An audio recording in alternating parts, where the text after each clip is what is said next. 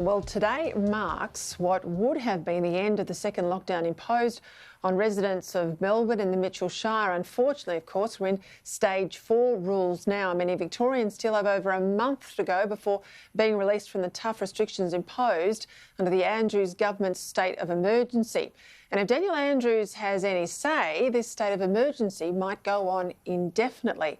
Victorian Liberal MP Ed O'Donoghue is the Shadow Attorney-General. He joins me now from Melbourne.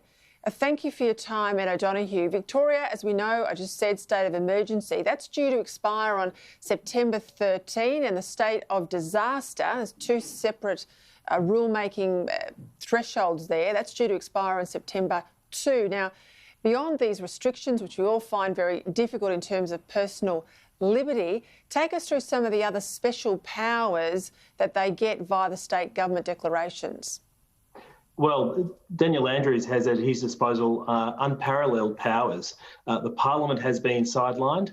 He, under the state of emergency and the state of disaster, can direct the state government employees basically to do whatever he wishes. And of course, Victoria has a curfew for the first time in its history. Amazing to think, Peter, that during the Second World War, a curfew was never imposed. Yet here we are in Victoria, because Daniel Andrews let the COVID genie out of the bottle. We are living under a curfew regime. Now, the two different acts, the state of emergency and the state of disaster, why the different set of rules being required? Well, that's probably a question better directed to Daniel Andrews, but they do different things. The Public Health and Wellbeing Act is the headed power for the state of emergency, and that's principally where the restrictions that Victorians find themselves living with are found. The state of disaster gives the power to the Premier, or specifically the Emergency Services Minister, to direct the public service to do basically whatever they determine they want to do. So, you know, a prison officer, for example, who ordinarily couldn't do another job could be shifted to doing COVID-related response. For example, any public servant could be given that direction. Now, we know the state of emergency is for a 6-month period. It sunsets immediately, that 6-month period. So in order to extend it, Parliament must sit to alter the legislation. What are the issues that you and the opposition want the government to explain and justify should you get to that situation where Parliament returns and this is on for debate? Well, with the current state of emergency, what we've seen is power concentrated to Daniel Andrews and a handful of his ministers and unelected officials.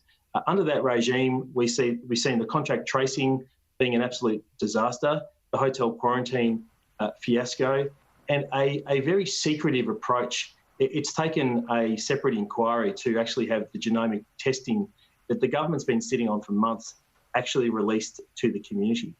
So if this state of emergency is to be extended, if the circumstances warrant it, it should only be done for the shortest period of time possible, so not open-ended. And we need a commitment that the Parliament will return to functioning. Daniel Andrews hasn't sat in the Parliament since June. He's been running the government by basically executive decision-making, and that's bad for democracy, it's bad for transparency, and it's bad for accountability.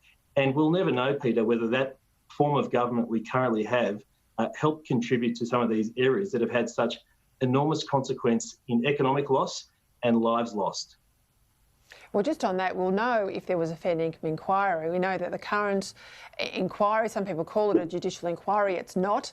It's just an inquiry led by a former judge. It's a vastly different thing. It doesn't have the powers to compel documents nor witnesses.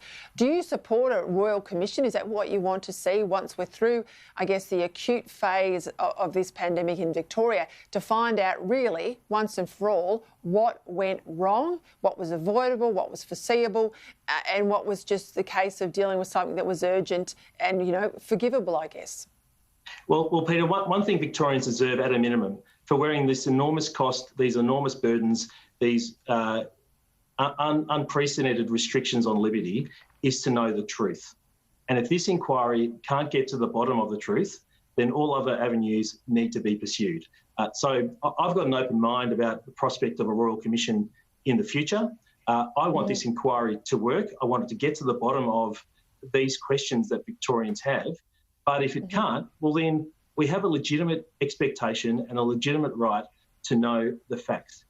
Just on the inquiry, Peter, if I could say, it alarmed me that in the opening submissions by counsel assisting, that he referred to the documents that the government is claiming executive privilege over. So on the one hand, we have the Premier saying, I'm going to be open and transparent.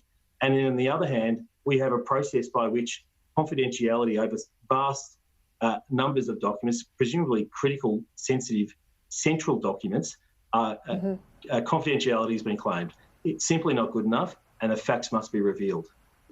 But this goes to my point. It's all the theatre of an inquiry, but if you can't see the documents, you can't subpoena documents, further documents, you certainly have the witnesses that you want won't appear, then, you know, it's a Clayton's inquiry at the very best. I want to go back to a point you made before, and I think we need to underscore this idea that it's Daniel Andrews in daylight in terms of running the state. I'd call it executive diktat.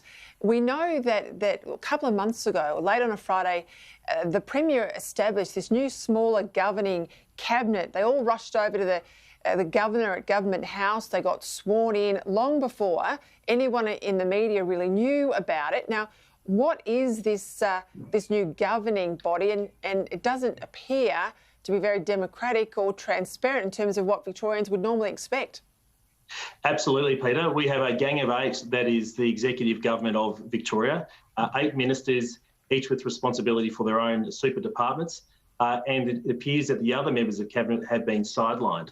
So we have a very closed process in Victoria at the moment.